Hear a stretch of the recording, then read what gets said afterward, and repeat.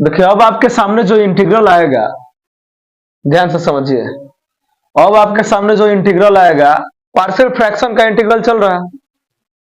कल 2 सवाल आप देख चुके हैं और आज जो क्वेश्चन आपके सामने है, ध्यान से देखिएगा वो किस टाइप वाला है।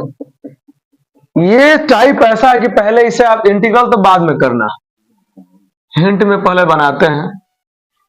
3x माइनस 1 अब y में x minus 1, x minus 2, x minus 3।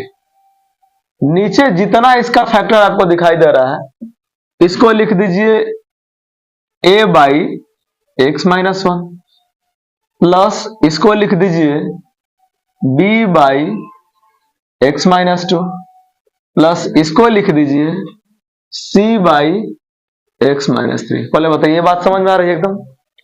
अब अगला एक काम करते हैं, एलसीएम वाला मैं सिखाया था कल। ये तो फंडा क्लियर है कि 3x माइनस 1 अब y में x minus 1, x minus 1, x minus 2, x minus 3 equal to, समझिए अगर इसका एलसीएम सबका, इसका भी तो x minus 1, x minus 2, x minus 3 होगा ना। अब देखिए, अब मान लीजिए कि x माइनस 1 से इसमें डिवाइड किया, मैं इसे इसमें भाग देते हैं, तो जब डिवाइड करेंगे तो x माइनस 2, x माइनस 3 बचेगा। तो हम लिख देंगे x माइनस 2, x माइनस 3 और यहां लिख दीजिए प्लस। x माइनस 2 से जब डिवाइड करेंगे तो x माइनस 1 और x माइनस 3 बचेगा।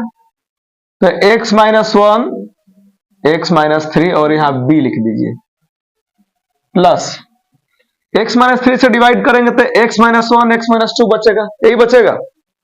तो हो गया x माइनस 1, x माइनस 2 और यहां c। ध्यान से देखिए, जितना इसका एलसीएम नीचे है उतना इसका भी है, कैंसिल हो गया। अब आपके सामने बचा है 3x minus 1 equal to x minus 2, x minus 3a into A plus x minus 1, x minus 3 into B plus x minus 1, x minus 2 into C. अब ये कल जैसा नहीं है कि आप चेक कर करके मान भरोगे, मान भरोगे तो भी आएगा, लेकिन हो सकता है कि थोड़ा आपको परेशान करे। तो अब आपको करना क्या है कि जब सवाल है इस दहलीज पे पहुंच जाए तो उसके लिए कॉफिशिएंट चेक करना है मुझे कि x का कॉफिशिएंट क्या है, एक्स स्क्वायर का क्या है, कांस्टेंट क्या है, और उसकी हम तुलना करके ऐसे सवालों को हल करते हैं। आइए पहले तो मल्टीप्लाई करा लीजिए 3x माइनस 1 इक्वल टू में, देखिए इसे इसमें गुणा कराइए, कराएंगे तो एक्स स्क्वायर, बहुत जिम्मेदारी से परेशान मत होइए, एक्स स्क्वायर माइनस में 3x हो जाएगा, माइनस में 2x और इस माइनस माइनस से गुणा करेंगे प्लस 2 3 जा 6, ये हो गया प्लस इसका भी करा डालिए x square minus 3x minus x और माइनस माइनस प्लस 3, ये हो गया b प्लस एक्स स्क्वायर ना जी माइनस 2x माइनस x और इस 1 से करेंगे तो प्लस 2, ये हो गया सी। अभी मुझे नहीं मिला वो चीज जो जरूरत है, 3x माइनस 1। अब a से मल्टीप्लाई कराइए, इससे इसमें करेंगे तो एक्स स्क्वायर ए माइनस 3ax, इसमें करेंगे पहले तो एक लाइन ये ऐड कर लो, चलो ऐड कर लो पहले, x square minus 3x 2x minus में 5x प्लस 6 ए प्लस इससे एक्स स्क्वायर माइनस माइनस 4 हो जाएगा 4x प्लस में 3b इंटू में b प्लस एक्स स्क्वायर, ये माइनस 3x हो जाएगा, माइनस 2x और x मिलके 3x, अब प्लस में 2 इंटू में c। अब बारी है आपकी गुणा कराने की, गुणा तो करा दिए, 3x माइनस 1 इक्वल टू, अब हम a से गुणा कराएंगे और छांटेंगे कहां कहां एक्स स्क्वायर आ रहा है, कहां x आ रहा है, हम ऐसा गुणांक देंगे। देखिए इसे इसमें गुणा करेंगे तो a एक्स स्क्वायर लिख दीजिए, मैं लिख रहा हूं a एक्स स्क्वायर, इससे इसमें गुणा कर दीजिए, माइनस में 5a एक्स लिख रहा हूं, क्योंकि x का गुणांक पूछा जाए तब बताएंगे -5 है, अब प्लस में 6 से हो जाएगा, प्लस इधर आइए, थोड़ा सवाल बड़े होते हैं ये सवाल, इसे इसमें करेंगे तो b एक्स स्क्वायर, यहां करेंगे -4b एक्स, अब प्लस में 3b प्लस आगे देखिए इससे इसमें गुणा करेंगे तो c x square -3c x, अब प्लस में 2c। अब कोफिशिएंट की तुलना कराइए, देखिए इक्वेशन बनेंगे, समीकरण बनेंगे। भाई इसका इंटीग्रल माने इसका इंटीग्रल ना जी, तो सबसे बड़ी चुनौती तो है कि सबसे पहले a b और c का मान निकाला जाए, उसके बाद तो आसान है। आइए बच्चे एक काम करते हैं, कंपेयर करते हैं, कंपेयर करेंगे इसके कोफिशिएंट का, कंपेयरिंग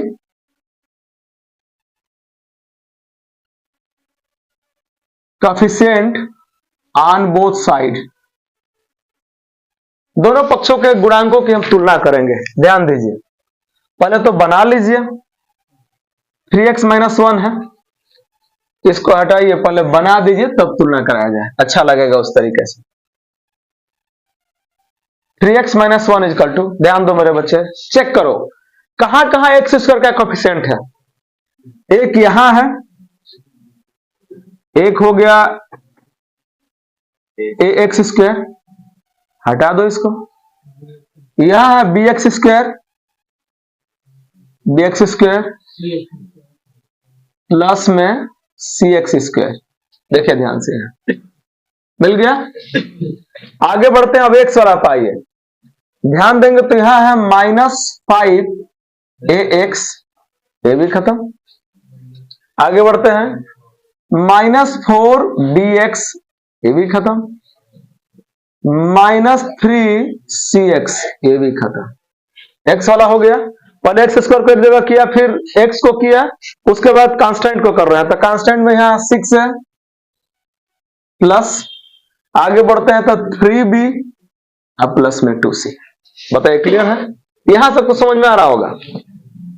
अब हम थोड़ा सा एक लाइन और बढ़ा दो तब तुलना करो, इसमें से ध्यान से देखो, यहां से यहां तक में एक्स अगर मैं कॉमन कर देता हूं एक्स स्क्वायर, तो यहां बचेगा a प्लस बी प्लस सी, बच रहा है ना बाबू, चलिए यहां तक हो गया। आगे देखिए मैं क्या कर रहा हूं, मैं प्लस ही कर रहा हूं, मैं माइनस कॉमन नहीं निकाला, जबकि सब में माइनस में चाहता तो निकाल लेता, इसलिए निकाल रहा हूं कि इधर जरूरत पड़ेगी। एक्स का कोएफिशिएंट देखिए प्लस में है, तो उधर मजा आएगा थोड़ा सा, माइनस भी कॉमन करेंगे तो अंतर नहीं आएगा, आंसर उतना ही आएगा। अब मैं इसमें से सब में से अगर मैं x कॉमन कर दूं तो देखिए यहां बचेगा मेरे पास 5 है, अगर मैं x कॉमन कर दूं तो बचेगा माइनस में 5 है, यहां से माइनस में 4b और -3c, समझ रहे हैं ना, x कॉमन कर दिया तो प्लस, ये तो प्योर कांस्टेंट है, इसको ऐसे छोड़ दीजिए, 6a प्लस 3b अब प्लस 2c। अगर यहां तक समझ गए हैं तो अब कोफिशिएंट की तुलना कराइए, कंपेयरिंग कोफिशिएंट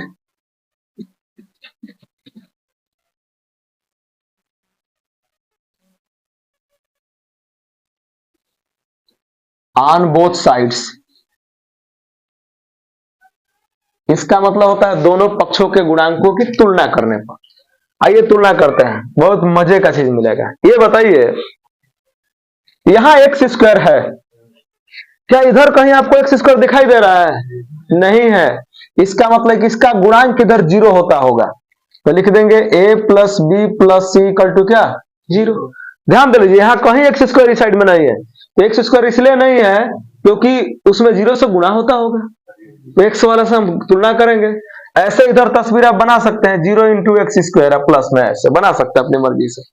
ऐसे जब बनाएंगे तो आपको समझ में आ जाएगा। जैसे मान लिया अगर मैं यहां लिखना होता तो मैं 0 इंटू एक्स स्क्वायर प्लस लिख देता ऐसे, तो क्योंकि इसमें गुणा होगा तो 0 हो जाएगा, उतना ही है। अब तुलना कीजिए कि यहाँ एक्स स्क्वायर है तो यहाँ क्या है, 0 है। एक इक्वेशन मिल गया, इक्वेशन नंबर फर्स्ट। आइए इसकी तुलना करिए, यहाँ एक्स है तो एक्स का गुणांक कितना है, -5a -4b और -3c ना जी। क्या देखिए इधर एक्स का गुणांक क्या है, यहाँ एक्स है तो आगे क्या है 3 है, तो लिख देंगे इक्वल टू में 3। Equation number second. Equation number third पे आइए, 6a + 3b + 2c। देखिए इधर ये कांस्टेंट है, प्योर कांस्टेंट, इधर प्योर कांस्टेंट कितना है, -1 है, तो हम लिख देंगे इक्वल टू में -1। Equation number third. यहां तक पहले कीजिए, उसके बाद आगे फिर हल करते हैं, ठीक है।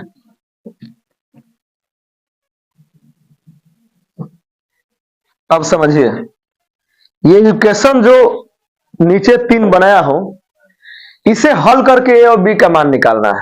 चलिए फिर एक बार यहीं से इक्वेशन लिख दूं ऊपर। इक्वेशन है a + b + c = 0। ये इक्वेशन नंबर अब कितना माना है, पहला। एक है आपके पास 5a + -4b -3c = 3। ये इक्वेशन नंबर आप सेकंड बनाया है। और 6a + 3b + 2c equation -1 equation third. जो नीचे इक्वेशन था बस यही मैं ऊपर लिखा हूं ताकि सुविधाजनक हो सके।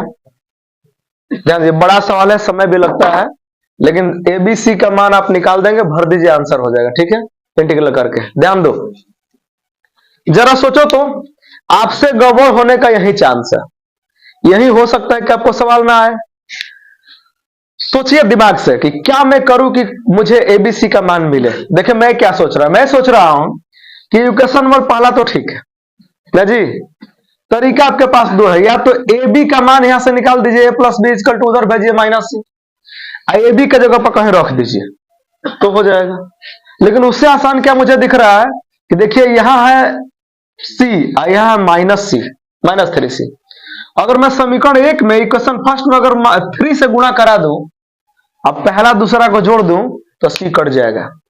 ए और बी में एक इक्वेशन मुझे नया मिल जाएगा, वहां से एक फायदा होगा। एक हो सकता है कि जैसे आप यहाँ 3 से गुणा कराए तो पहला और तीसरा को सोचो कि फिर इसमें 2 से गुणा करा करके अब पहला में से दूसरा घटा देते हैं, फिर सी खत्म। ए बी में सवाल आ गया, ए बी का मान निकल जाएगा, किसी में रख देंगे सी का निकल जाएगा। समझ रहे हैं, यही चीज है, ध्यान दीजिए।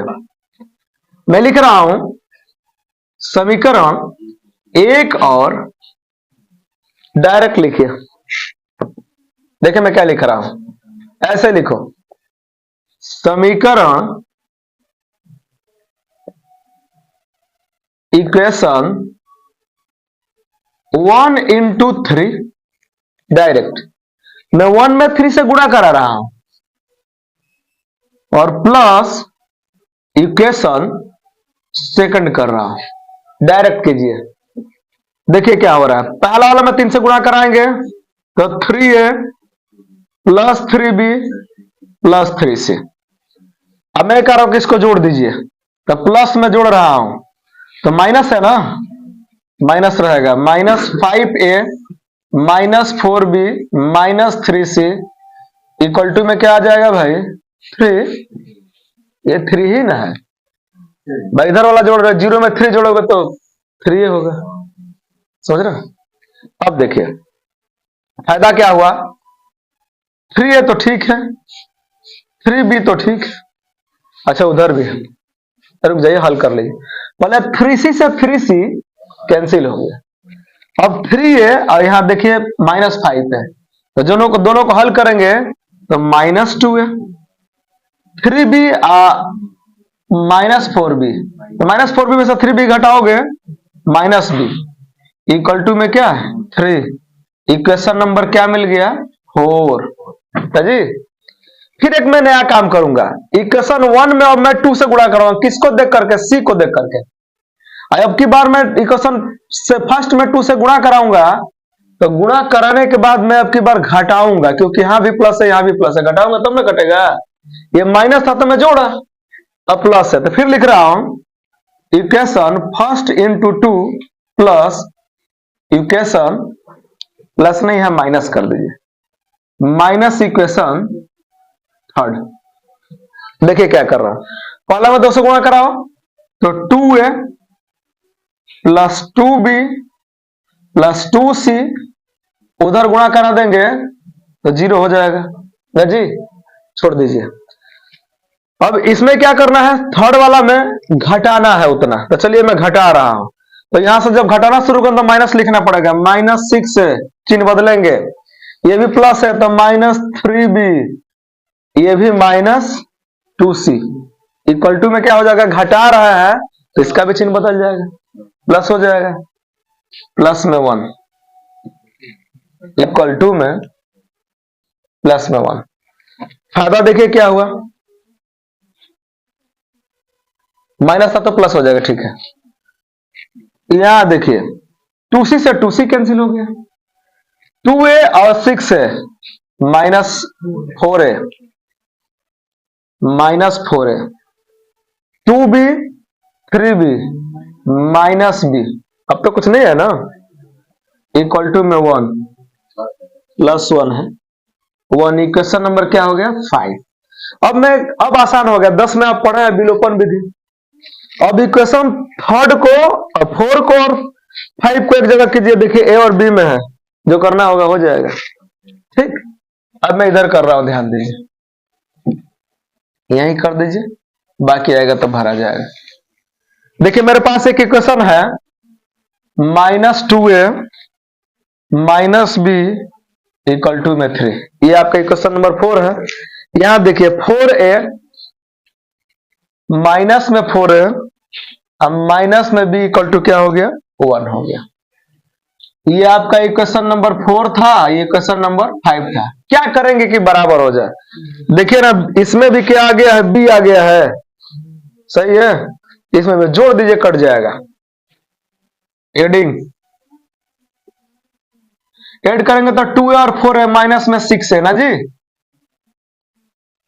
जोड़ने से नहीं कटेगा ना, घटाना पड़ेगा तभी ना चिन्ह बदलेगा नीचे वाला, सब्ट्रैक्टिंग, ये प्लस हो जाएगा, ये भी प्लस, ये माइनस, चिन्ह बदलता है। अब इससे ये कैंसिल हो गया। अब देखिए 4a में से 2a जब घटाएंगे अभी तो प्लस हो गया नीचे वाला, तो 2a आएगा प्लस में, इसमें से 3 में से 1 घटा दोगे 2 हो जाएगा, 2 से 2 कैंसिल हो गया, की वैल्यू क्या आ गई 1 आ गई। इसको पुट कर दीजिए किसी में, यही किसी में पुट कर दीजिए, पुटिंग इन 4 में ही पुट कर दो, पुटिंग इन 4 में पुट करो, तो देखो पुट करेंगे तो माइनस में 2, a की वैल्यू कितनी आई है 1, अब माइनस में b इक्वल टू 3 है, ये गुणा करा देंगे तो -2 -b इक्वल टू 3, तो -b इक्वल टू इधर माइनस में उधर जाएगा तो प्लस हो जाएगा, 3 + 2, तो -b इक्वल टू 5, तो b इक्वल टू क्या आ गया 5। अब देखिए b इक्वल टू 5 आ गया, उधर भेज दीजिए माइनस को, यहाँ -5 रहेगा, ठीक, अच्छा से लिख दीजिए -5। अब आपके पास a की वैल्यू मालूम है, b की वैल्यू मालूम है, दोनों की वैल्यू किसी एक में रख दीजिए, इसमें रख दीजिए, आ जाएगा। अब लिखिए putting value of a and b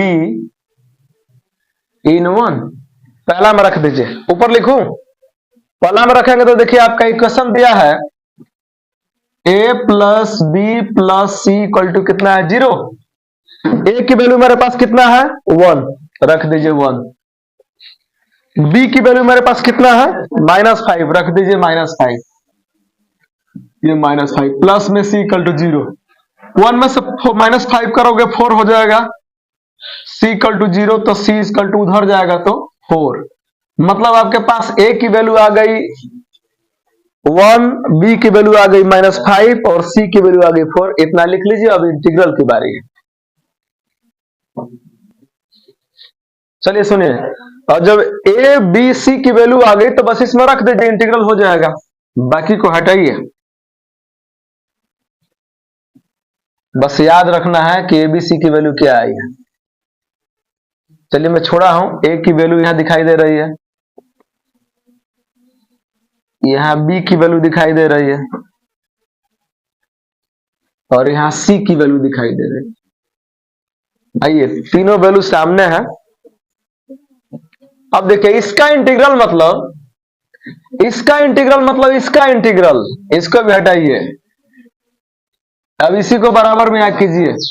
देखिए मैं कह रहा हूं कि इसका इंटीग्रल माने इसका इंटीग्रल, तो आप ऐसे लिखते हैं ना कि इंटीग्रल ए बाई में x minus one d x plus integral B by में x minus two d x plus integral C by में x minus three d x. मेरे बच्चे एबीसी की वैल्यू मालूम है, रखो। अब जाके इंटीग्रल हो रहा है, सोचिए तो। माने इंटीग्रल में दम नहीं है, इसके पार्शियल फ्रैक्शन में दम है, कि जिसको पार्शियल फ्रैक्शन करने आता है वो इंटीग्रल कर लेगा। आइए वैल्यू पुट किया जाए यहां से। इंटीग्रल ए के जगह पर आपको क्या रखना है, वन, तो one by x minus one d x plus B के जगह पर क्या रखना है, minus five by x minus two d x plus C के जगह पर क्या रखना है, फोर, फोर बाई में x minus three d x. इसे भी हटा दीजिए। अब आइए थोड़ा सा सुंदर बना दीजिए कहीं, one by x minus one तो ठीक है, ये हो जाएगा, प्लस इसको बाहर कर दीजिए, माइनस फाइव को बाहर कीजिए, इंटीग्रल वन रख दीजिए, वो बाहर है तो वन बचा, x minus two d x. अब प्लस में फोर को भी बाहर कीजिए, one by x minus three d x. Integral कीजिए। कल आप इंटीग्रल पढ़े थे, वन बाई एक्स का log एक्स होता है, इसको पूरा को एक्स दिमाग में रखो, तो हो जाएगा log मॉड में एक्स माइनस वन। अब इसका करके भाग देना होता है, तो एक्स का वन हो गया, वन से भाग देंगे तो वही आएगा, इसलिए करने की जरूरत नहीं। माइनस फाइव अपने जगह पे, इसका हो जाएगा log x minus two plus four log x minus three, अब प्लस में क्या सी। ध्यान दीजिए आंसर हो गया है। अब भिन्न भिन्न किताबों में भिन्न भिन्न आंसर देगा, तो हम उसे आगे बढ़ाते हैं कि जिसको जो पसंद होगा वो आप लिखते रहिएगा। बात पसंद किया गया है कि कौन आंसर आपको अच्छा लगता है, कौन एनसीईआरटी दिया है, कौन आप देना चाहते हैं। परीक्षा में इतना छोड़ देंगे तो आंसर है। अब समझिए क्या किया जाता है भाई। आप अगर इसे बनाना चाहते हैं तो यहां देखिए प्लस में है, यहां भी प्लस में है, इन दोनों को एक जगह लिखिए, log mod x minus one plus में फोर। एक काम कर सकते हैं, मॉड से जो क्वांटिटी निकलेगी प्लस में ही रहेगा, मॉड हटाइए, जरूरत नहीं है अब, वो तो दिखाने के लिए लिखा हूं। एक्स माइनस वन माइनस, देखिए ये फोर है, इसको यहां मुझे लाके लिखना है, तो प्लस फोर तो है, ये सीधे पावर है, जब आगे गुणा रहता है log से तो पावर घात में चला जाता है, तो मैं लिख सकता हूं log एक्स माइनस थ्री के घात कितना, चार। और माइनस में ये है, इसको भी आगे लेके जाइए, तो minus log x minus to के पावर फाइव हो जाएगा, प्लस में क्या है सी।